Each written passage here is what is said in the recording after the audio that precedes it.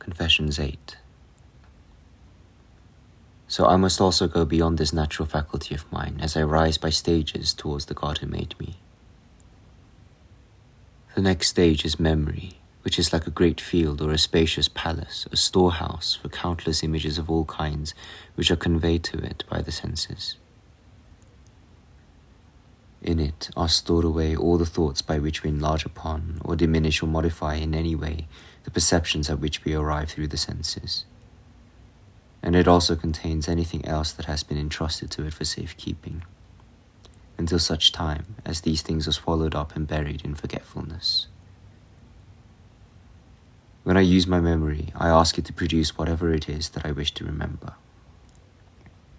Some things it produces immediately. Some are forthcoming only after a delay, as though they were being brought out from some inner hiding place. Others come spilling from the memory, thrusting themselves upon us when what we want is something quite different, as much as to say, perhaps we are what you want to remember. These I brush aside from the picture which memory presents to me, allowing my mind to pick what it chooses until finally that which I wish to see stands out clearly and emerges into sight from its hiding place. Some memories present themselves easily and in the correct order just as I require them. They come and give place in their turn to others that follow upon them, and as their place is taken, they return to their place of storage, ready to emerge again when I want them. This is what happens when I recite something by heart. In the memory, everything is preserved separately, according to its category. Each is admitted through its own special entrance. For example, light, color, and shape are admitted through the eyes, sound of all kinds through the ears, all sorts of smell through the nostrils, and every kind of taste through the mouth.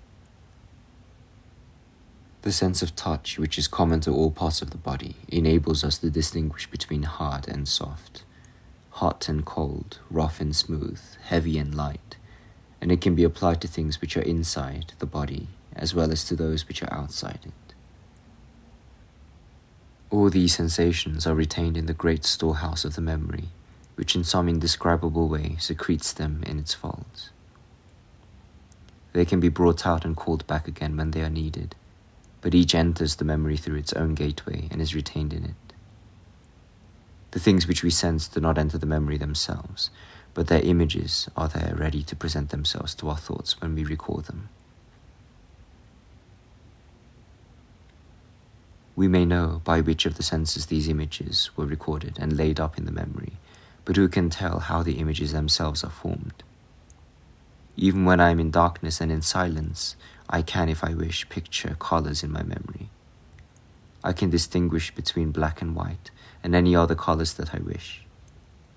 And while I reflect upon them, sounds do not break in and confuse the images of color, which reached me through the eye. Yet my memory holds sounds as well, though it stores them separately. If I wish, I can summon them too. They come forward at once so that I can sing as much as I want, even though my tongue does not move and my throat utters no sound. And when I recall into my mind this rich reserve of sound which entered my memory through the ears, the images of color which are also there in my memory do not interfere or intrude. In the same way, I can recall at will all the other things which my other senses brought into my memory and deposited in it. I can distinguish the scent of lilies from that of violets, even though there is no scent at all in my nostrils. And simply by using my memory, I recognize that I like honey better than wine, and smooth things better than rough ones, although at that moment I neither taste nor touch anything.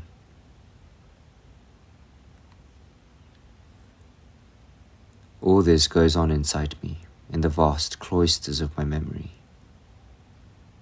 In it are the sky, the earth, and the sea, ready at my summons, together with everything that I have ever perceived in them by my senses, except the things which I have forgotten. In it I meet myself as well. I remember myself and what I have done, when and where I did it, and the state of my mind at the time. In my memory too are all the events that I remember, whether they are things that have happened to me or things that I have heard from others. From the same source, I can picture to myself all kinds of different images based either upon my own experience or upon what I find credible because it tallies with my own experience. I can fit them into the general picture of the past. From them, I can make a surmise of actions and events and hopes for the future. And I can contemplate them all over again as if they were actually present. If I say to myself in the vast cache of my mind, where all those images of great things are stored, I shall do this or that, the picture of this or that particular thing comes into my mind at once. Or I may say to myself, if only this or that would happen, or God forbid that this or that should be. No sooner do I say this than the images of all the things of which I speak spring forward from the same great treasure house of the memory. And in fact, I could not even mention them at all if the images were lacking.